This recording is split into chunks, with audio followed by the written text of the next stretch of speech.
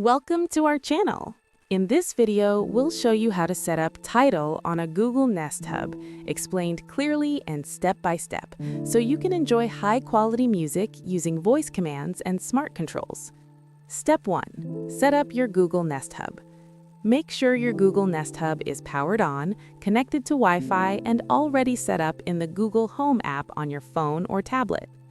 Step 2. Confirm your Tidal account. Ensure you have an active Tidal subscription. Sign in to the Tidal app on your phone to confirm your account is working properly. Step 3. Open the Google Home app. On your mobile device, open the Google Home app and make sure you're signed in with the same Google account linked to your Nest Hub. Step 4. Go to Music Services Settings.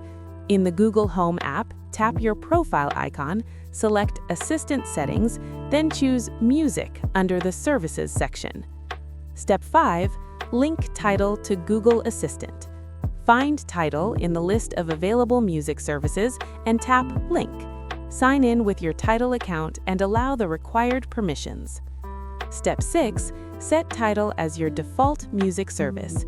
After linking, select Tidal as your default music service so your Nest Hub plays music from Tidal automatically.